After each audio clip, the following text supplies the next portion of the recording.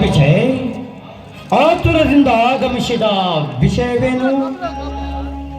ಅಣ್ಣ, ನಾನು ನಾನು ಮದುವೆ ಆಗಮಿಸ್ತೀನಣ್ಣ. ವಿಜಯ್, ಈ ಸಂತೋಷದ ವಿಷಯವನ್ನು ಹೇಳಲು ಇಷ್ಟೊಂದು ಸಂಕೋಚವೇ? ನಮ್ಮ ರಾಜ ಮನತಕ್ಕೆಂದು ನಡೆಯುವ ನೈಪುಣ್ಯತನ ತಂದು ಅದ್ದೂರಿಯಾಗಿ ಮದುವೆ ಮಾಡೋಣ. ಅಣ್ಣ, ಸ್ವಲ್ಪ ವಿಷಯ ಬೇರೆದ್ದೇ ಇದೇನ. ನಾನು ಹಣದಿಂದೊಂದು ಕನ್ಯೆನಾಸಿದೆ, ಗುಣದಿಂದೊಂದು ವಧುವನ್ನು ನಡೆಸಿದ್ದೀನಣ್ಣ. ಬಡವರ ಹುಡುಗಿ ನಡೆ ನುಡಿಯಲ್ಲಿ ಅಪ್ಪಟ ಅಪರಿಚಿಯಣ್ಣ. ಅಂದರೆ ನಿನ್ನ ಮನವನ್ನು ಅಪಹರಿಸಿದ ಪುಷ್ಪ ಯಾವುದನ್ನು ನಾನು ತಿಳಿಯಬಹುದೇ? ಕಮಲರಣ್ಣ, ಕಮಲ. ಬಡವರೆಂಬ ಕೆಸರಿನಲ್ಲಿ ಹುಟ್ಟಿ ಬೆಳೆದರು ನಿನ್ನ ಸೌಂದರ್ಯದಿಂದ ಈ ಶ್ರೀಮಂತನ ಮರವಳಿಸಿದ ಕಮಲಣ್ಣ. ಅಂದರೆ ನಿನ್ನ ಮಾತಿನ ಅರ್ಥ? ನನ್ನ ಬಾಲ್ಯ ಸ್ನೇಹಿತ ಆ ಚಂದ್ರನ ಸಹೋದರಿ ಕಮಲೆ, ನಿನ್ನ ಆ ಹೊಸ ಸ್ನೇಹಿತ ಆ ರಘುವಿನ ಸಹೋದರಿ ಕಮಲಣ್ಣ. ಓಹೋ, ಹೊತ್ತಿನ ತುತ್ತಿಗಾಗಿ ಕತ್ತೆಂದ ದುಡಿಯುವ ಚಂದ್ರ ಕಮಲೆ, ದುಡಿಯಲಾಗದೆ ನಾಯಂದು ಇಡೀ ಹಲ್ಲಕ್ಕಾಗಿ ನನ್ನ ಆಶ್ರಯಿಸಿದ ರಘುವಿನ ಸಹೋದರಿ ಕಮಲೆ. ಹೌದಣ್ಣ, ಲಕ್ಷ್ಮಿಯಿಂದ ವಂಚಿತರಾಗಿ ಬಡವರೆಂಬ ಒಂದೇ ಕಾರಣದ ಕೆಸರಿನ ಸಿಕ್ಕು ಹೊರಬರದಿರುವ ಚಿನ್ನದ ಕಮಲವದು. ಶಾಣ ಬಡ ಹುಡುಗಿ, ಚಿನ್ನದ ಬೀನಿಗೆ ಮೋಹದ ಗಾಳೆ. ಬೇಜಾರ್, ನಿನ್ನ ಮುಕ್ತಜನ ಕೆರಳಿಸಿ ತನ್ನ ಯೌವನವನ್ನು ಅರಳಿಸಿ ಈ ಮನೆಯ ಸರಿ ಮೋಹಿಮಾಳೆ ಆ ಕಮಲ ವೇಷದ ಕಮಲೆ. ನೋಡ, ಇಂಥ ಹುಚ್ಚು ವಿಚಾರಗಳ ಬೆಲೆ ಕೊಡೋದು ಬಿಟ್ಟು ಬಿಡು. ನಿನಗೆ ಒಳ್ಳೆಯ ಕನ್ಯೆಯನ್ನು ತಂದು ಮದುವೆ ಮಾಡುತ್ತೇನೆ.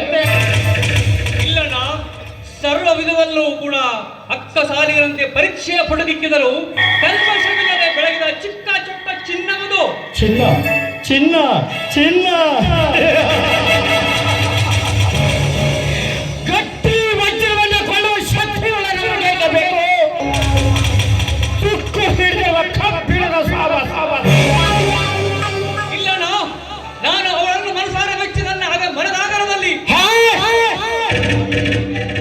ಈ ಕುಬೇರ ನಾಗರ ನಡೆಯುವ ಯೋಗ್ಯತೆ ಆ ಬಡ ವಿಕಾರಿಗಳಿಗೆ ಇರಬಹುದು. ಆದರೂ ಮಾತು ಕೊಟ್ಟಾಗಿದೆ ಅಣ್ಣ, ಕೊಟ್ಟ ಮಾತು ನಡೆಸಿಕೊಳ್ಳಲು ನೀನೇನು ರಾಜ್ಯ ಬಿಟ್ಟ ಸತ್ಯ ಹರಿಶ್ಚಂದ್ರನೇನೋ? ಏನೋ ಬುದ್ಧಿ ಮಂದನಾಗಿ ಮಾತು ಕೊಟ್ಟಿರಬಹುದು. ಅಂದ ಮಾತ್ರಕ್ಕೆ ಅವಳನ್ನೇ ಮದುವೆಯಾಗಬೇಕೆಂಬ ಕಾನೂನೇ ಬಂದಿದೆ. ಇಲ್ಲಣ್ಣ, ನಾನು ನಿಜವಾಗಿಯೂ ಕೂಡ ಅವಳನ್ನು ಮನಸಾರೆ ಮೆಚ್ಚಿ ನನ್ನ ಮನಸಾಗರದಲ್ಲಿ ವೇದಾಂತವನ್ನು ಸಾಕು ಮಾಡು. ವೇದಾಂತ ಬೆಳಿಗ್ಗೆ ಎತ್ತೊಡನೆ ನೆನೆಯುವ ಆ ಶಿವನೇ, ಬೆಳಿಗ್ಗೆ ಎತ್ತೊಡನೆ ನೆನೆಯುವ ಆ ಶಿವನೇ, ಆ ಹಣವನ್ನು ಸುಟ್ಟು ಅದರ ಬೂದಿಯನ್ನು ಮೈಗೆ ಬೆಳೆದುಕೊಂಡು ಗುಣವೆಂಬ ಶಂಖವನ್ನು ಊದ ಹತ್ತಿದಾಗ ಅವನೇ ಸೃಷ್ಟಿಸಿದ ಈ ಜೀವಕ್ಕೆ ನಾಣದಾಸೆ.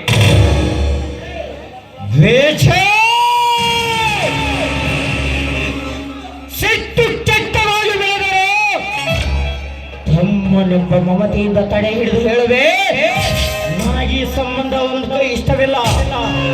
ಒಂದು ಕಾಲಕ್ಕೆ ಈ ನಾಡನ್ನಾಡಿದ ನಾವು ಯಥೋಚಿತ ಒಂದು ಬಡ ಭಿಕಾರಿ ಎಂದರೆ ಬೀಗತನ ಮಾಡಿ ಈ ಸಮಾಜ ನನಗೆ ಪಾಠಲೆ ಈಡಾಗಲಿಚ್ಛಿಸುವುದಿಲ್ಲ. ಅಂತಸ್ತು ಅಂತಸ್ತು ಎಂದು ಅಂತಸ್ತಿನ ಶಿಖರವನ್ನೇ ಕುಳಿತೇವಣ್ಣ. ಮನುಷ್ಯರಲ್ಲ ಅಂತಸ್ತಣ್ಣ.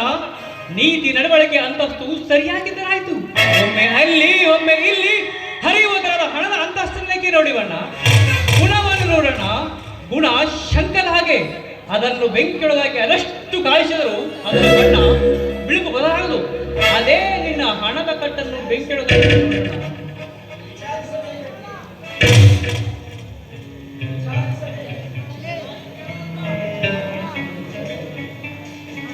ಆಗಲಣ್ಣ, ಆಗಲಿ. ನಮ್ಮಣ್ಣ ಹೇಳಿದ್ದು ಸರಿಯೇ ಇರಬಹುದು. ಕೇವಲ ಒಂದು ಹೆಣ್ಣಿಗಾಗಿ ನಮ್ಮ ರಾಜಮನೆತನವನ್ನು ಸಮಾಜದ ನಗಪಟ್ಟಿಗೆ ಈಡು ಮಾಡೋದು ನನಗಿಷ್ಟವಿಲ್ಲ. ನಮ್ಮಣ್ಣ ಹೇಳಿದ್ದು ಸರಿಯೇ ಇರಬಹುದು. ಒಮ್ಮೆ ವಿಚಾರಿಸಿರಾಯ್ತು. ಆಗಲಣ್ಣ, ವಿಚಾರಿಸುವೆ. ಒಮ್ಮೆ ನಾನು ಹೇಳಿದ್ದನ್ನು ಕೂಡ ನೀನು ಚೆನ್ನಾಗಿ ವಿಚಾರಿಸಿ ನೋಡೋಣ. ನಾನು ಹೇಳಿದ್ದನ್ನು ಕೂಡ ನೀನು ಹೇಳಿದ್ದನ್ನು ಕೂಡ ನಾನು ಚೆನ್ನಾಗಿ ವಿಚಾರಿಸಿ ನೋಡೋಣ ಅಣ್ಣ.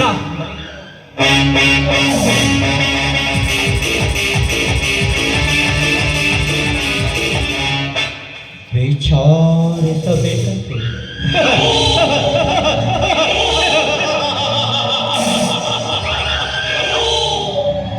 ಈ ನಾಗರಾಜನ ವಿಚಾರ ಬದಲಾಗಬೇಕಾದರೆ ಸೂರ್ಯ ತಾನು ಹುಟ್ಟುವ ದಿಕ್ಕನ್ನೇ ಬದಲಾಯಿಸಬೇಕಾಗಿದೆ. ಬಡ ಭಿಕಾರಿಗಳು ದುಡಿಯದೆ ನಾಟಕವಾಡಿ ಹಣ ಗಳಿಸುವ ಮಾರ್ಗ ನೋಡುತ್ತಿದ್ದಾರೆ. ಆದರೆ ನಾನು ವಿಜಯನಂತೆ ಬಾಲಕನಲ್ಲ. ರೊಟ್ಟಿಗಾಗಿ ಕಾಗೆ ಸಟ್ಟಲೆ ಹಾರುವ ಮೊದಲು ಗಟ್ಟಿಯ ತುಳುಗೊಂದೆಸುವ ಜಾಣರ ಪಟ್ಟದ ರಾಜ.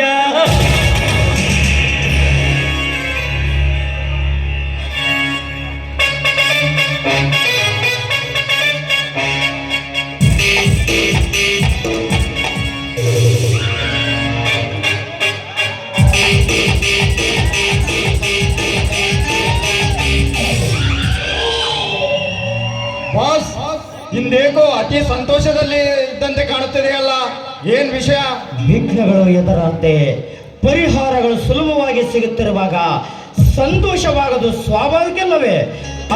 ಇರ್ಲಿ ರಘು, ನಮ್ಮ ಹೊಸ ಅತಿಥಿಗಳಿಗೆ ಮಂದಿರವನ್ನು ತೋರಿಸಿದೆಯಾ? ನೋಡಿದೆ ನಾಗರಾಜ್, ನೋಡಿದೆ. ಹರಮನೆ ಹೊಳೆಗಾರರು ಹೊಸದನ್ನು ಮೀರಿಸಿ ಬಂದಿದೆ ನೋಡಿ. ಇವಳು ಲಾವಣ್ಯ ಅಂತ. ಗೆಳತಿಯೋ ಸಹೋದರಿಯೋ ಅದನ್ನರಿಯಲು ನಾನು ಇಚ್ಛಿಸುವುದಲ್ಲ. ಒಟ್ಟಾರೆ ನನ್ನಲ್ಲಿ ನಂಬಿಕಿದ್ದರೆ ಸಾಯುವರೆಗೂ ಸಾಕುವ ಹೊಣೆ ನನ್ನದು. ಮನೆಗೆರಡು ಬಗೆಯುವ ತಾಯಿ ನಾನಲ್ಲ. ಈ ಚಾಣಕ್ಯ ಸ್ನೇಹಕ್ಕೂ ಸಿದ್ಧ, ತ್ಯಾಗಕ್ಕೂ ಸಿದ್ಧ. ನಿಮ್ಮೊಂದಿಗೆ ಸ್ನೇಹವನ್ನು ನಮಗೆ ಸಂತೋಷವನ್ನುಂಟು ಮಾಡಿದೆ. ಚಾಣಕ್ಯ, ನನಗೆ ನಿಮ್ಮ ಲಾವಣ್ಯಳ ಕಲೆಗಳ ಪರಿಚಯ ಮಾಡಿಸುವೆಯಾ? ನಾಗರಾಜ್, ನಮ್ಮ ಲಾವಣ್ಯ ಅದ್ಭುತವಂತ ನೃತ್ಯಗಾರ್ತಿ. ಇವಳ ನೃತ್ಯ ನೋಡುವುದೆಂದರೆ ಮರ ಭೂಮಿಯಲ್ಲಿ ಅಮೃತ ಕುಡಿದಂತೆ. Good, very good. ನಮಗೆ ಇಂಥ ನೃತ್ಯಗಾರ್ತಿಯೊಬ್ಬರ ಅವಶ್ಯಕತೆ ಮೊದಲಿನಿಂದಲೇ ಇತ್ತು. ಚಾಣಕ್ಯ, ನಮ್ಮ ಇಂಗಿತದಂತೆ ನಿಮ್ಮ ಲಾವಣ್ಯ ನೃತ್ಯಿಸಬಲ್ಲಳೆ? ಅವಶ್ಯವಾಗಿ. ಲಾವಣ್ಯ ಅಪ್ಪಣೆ ಆದರೆ ತಪ್ಪು ಒಪ್ಪುಗಳನ್ನು ಪ್ರಸಂಗದಲ್ಲೇ ನೃತ್ಯಿಸಬಲ್ಲಳು. ನಾಗರಾಜ್, ಇನ್ನಿವಳು ತಮ್ಮ ಆಜ್ಞೆ ಪಾಲಕಳು. ಲಾವಣ್ಯ, ನೃತ್ಯಿಸು. ಹಾಗಾದರೆ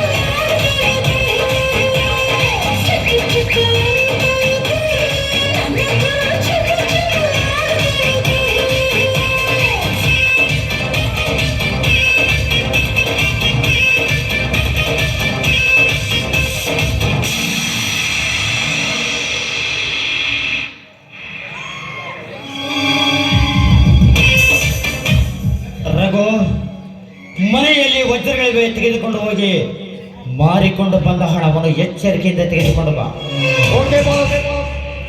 ಭದ್ರಾ, ಲೇ ಭದ್ರಾ,